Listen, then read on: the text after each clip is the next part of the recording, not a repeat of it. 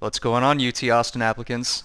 Today was supposed to be the big day where you would all get your admissions decisions. If you were an early action applicant, UT said we will give you your decision by January 15th. For those of you who haven't seen me before, I'm Kevin Martin, the UT admissions guy, and every year I upload a video on the decision release date. But this year is a little bit different because like 95% of you have not received your admissions decision. So this year UT had a record number of applications, around 90,000.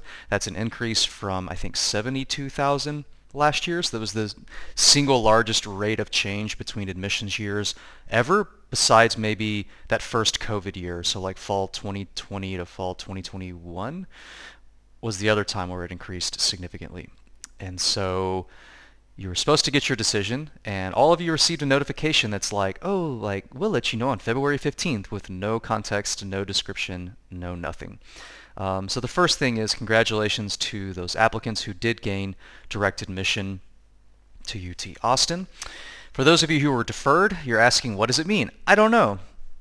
It means you will hear back on February 15th. And because so many applicants, I genuinely think it was probably 95% of applicants, both in-state, out-of-state, top 6%, and also there was December 1 applicants, some of which gained admission, which is an interesting little data point. Like every admission cycle, UT Austin is completely opaque and non-transparent. They don't communicate with the public. And so all of you, many tens of thousands of applicants, are left wondering, what does this mean? And the answer is, I'm not really sure, other than you have to wait for another month, which that's like y'all got done dirty, I have to say. This was straight up like y'all got hoodwinked, because when they say January 15th, like, I think in normal English language, you assume I'm going to either know one way or the other whether I got in or not. This is the first year UT has really done massive or widespread wholesale deferrals. There was one cycle, I think it was like 2018 or 19, they deferred a much fewer number of students, but not as like their kind of majority admissions release. So I'm recording this about an hour and a half after decisions starting going out, so this is around 6:30 Texas time. 8:30 a.m. here in Southeast Asia.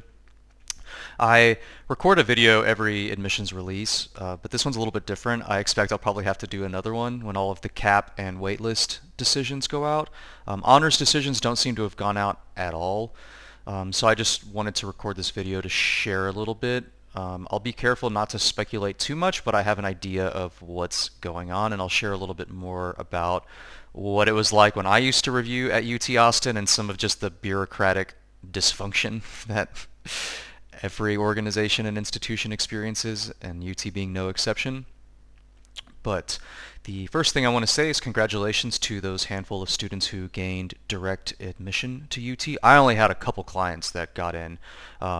So no, I think it was like maybe only 1% of students got admitted early, say before January 15th. So that was another departure from previous years where UT released like this waves, like from late November all the way up to and throughout January, of small batches of decisions. So by just sort of doing everything on January 15th but actually not doing anything at all, it's worse than previous cycles where they would release all decisions by January 30th. And it really would be just like a big, probably 90% of decisions would be cap acceptances, etc., and everyone would hear back. So now you're all sort of in this weird admissions limbo, and I am deeply critical of deferral and waitlist practices. I dedicate a book chapter in my Surviving the College Admissions Madness, critiquing these techniques.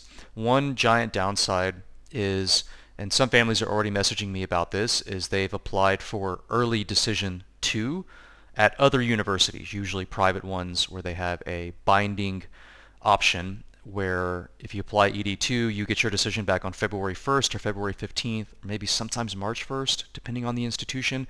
Well, that very much conflicts. So now students were like, oh, I'll get my January 15th UT decision before my ED2. Well, now there's going to be probably hundreds, if not thousands of families that are in this weird purgatory of, do I cancel my UT app, or do I like change my ED2 to regular decision, or like maybe they come out on the same day and you have to make a, like if you get ED2 on February 1, you have 2 weeks to decide, which could literally be like the day that UT releases their decision. So this is just very unkind on a variety of levels for all of y'all out there. So I don't know what to say. I can share a little bit of insight. Here is my theory about what is happening. I think UT just ran out of time. I think that they did not have enough manpower and that they were not prepared for 18,000 more applicants, because when I reviewed at UT, I personally reviewed probably 600 or 700 applications each year. However, that distribution of how many apps each reader reads is quite broad, because what ended up happening is probably 60 or 70% of UT counselors or outside readers just like didn't read their applications, or they read them in very small numbers. And what senior staff would do starting in probably October is they would assign the files to the active readers like me or maybe one or two of my colleagues in the Dallas office. So we would end up reading, again, 600, 700, 800 applications, and other people would read maybe 200 or 300. We were all paid the same amount. They offered some sort of overtime incentives, say like around Christmas break. They'd basically be like, if for every 20 apps you read, we'll give you a day's salary or something like that. But what that meant was that probably 80% of all applications were read by like a third of the staff. And so the actual bureaucratic process is very inefficient, because there are some readers that are just straight up not as efficient, or they procrastinate like just like all of y'all, and they don't get their apps read on time. And so back then, when UT had maybe 35,000 applications in 2012, 2013, they had I think about 150 readers. And so if you do the math there, I don't know off the top of my head, yeah, it should be like 300 or 400 per file per reader, right? But now, if there's 90,000 applications, they would need like 500 or 600 staff in order to read all of those applications, if you assume there's, I don't know, a couple hundred per person. And so one year, I think it was in 2021, business honors was just straight up like, we ran out of time. Like they said that in their public communication. They were supposed to release it, I think, February 1st or something, and they were like, we're still reviewing, and we just actually like don't have the time. And they released it at like the end of February. So at least they were a little more transparent instead of this like 2-sentence thing that almost all of you received on your My Status that doesn't actually tell you anything. So I don't know. That's my theory. It doesn't really matter at the end of the day. Many families are already asking, like, what can I do? The answer is nothing.